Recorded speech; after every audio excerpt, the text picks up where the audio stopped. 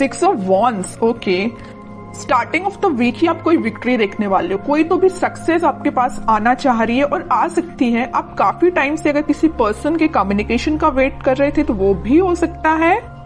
यहाँ आप देख सकते हो 2 ऑफ वॉन्ड्स का जो कार्ड आया ये आपको यही बता रहा है एक्चुअली आप काफी टाइम से किसी अपॉर्चुनिटी का वेट कर रहे थे, किसी पर्सन के आने का वेट कर रहे थे, किसी पर्सन के कम्युनिकेशन का वेट कर रहे थे, या आप ही कहीं मूवमेंट करने का वेट कर रहे थे या ट्रैवलिंग का वेट कर रहे थे। तो ये सारी चीजें ना आप इस वीक में देख सकते हो, मीन्स आप स्टार्ट हो सकती हैं। ठीक है, ट्रेवल करना चाहते हो तो ट्रेवलिंग भी इन्वॉल्वमेंट दिख रहा है मुझे। हाँ, किसी अपॉर्चुनिटी, रिसोर्सेस, सारी चीजें आती हुई दिख रही है। कोई पर्सन आपके साइड मूवमेंट लेते हुए दिख रहा है ना। बाकी और कार्ड्स निकालते हैं तो क्लैरिफाई हो जाएंगी चीजें।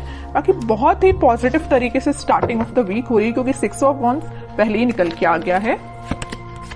किंग ऑफ कप्स, देखिए मैंने स्टार्टिंग ऑफ द रीडिंग ही बोल दिया था आपको कि आप किसी ऑफर का वेट कर रहे हैं, आप किसी पर्सन का वेट कर रहे हैं, तो वो पर्सन आपके साइड मूवमेंट लेने के लिए निकल चुका है। इस वीक में वो आपसे कम्युनिकेशन कर सकते हैं। आप जिस कप को लेके बैठे हुए तो मे बी वो कप आपका फुल करने आ सकते हैं।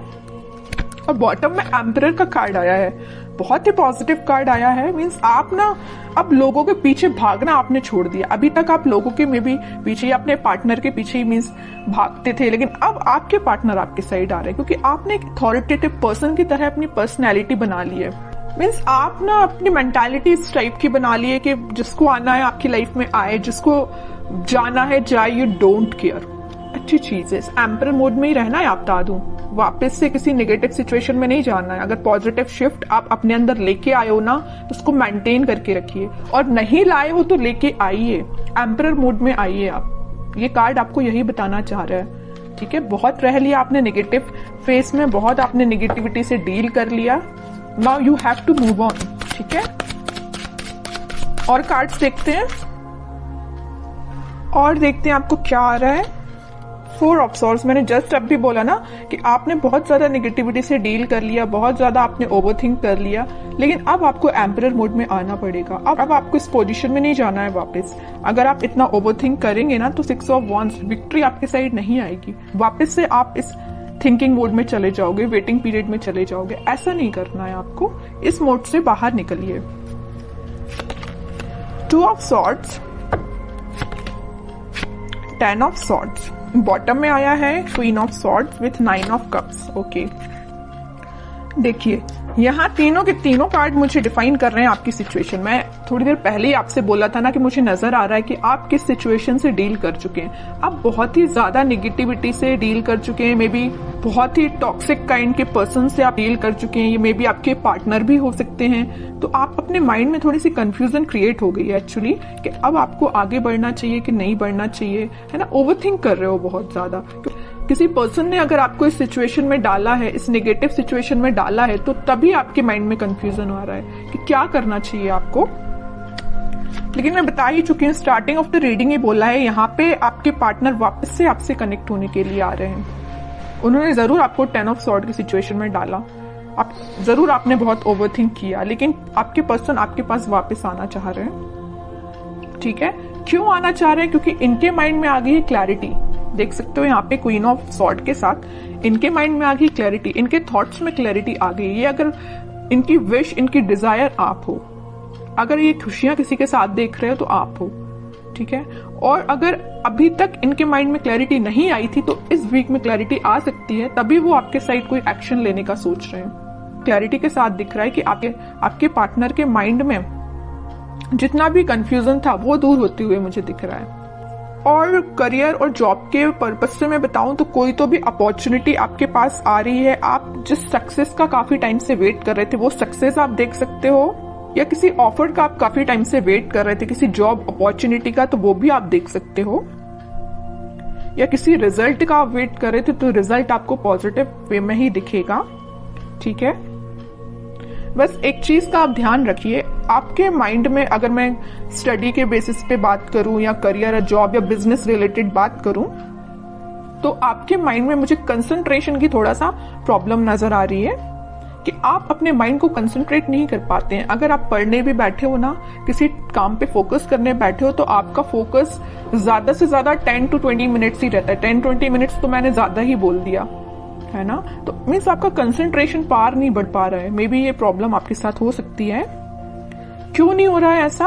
ओवर थिंकिंग इसकी वजह है कि आप पढ़ने बैठे नहीं कि आपके माइंड में 10 टाइप के थॉट्स आना स्टार्ट हो जाते हैं। आप कोई काम को करने बैठे नहीं या किसी स्ट्रेटेजी प्लानिंग बनाने बैठे नहीं कि 10 टाइप के थॉट्स आना स्टार्ट हो गए।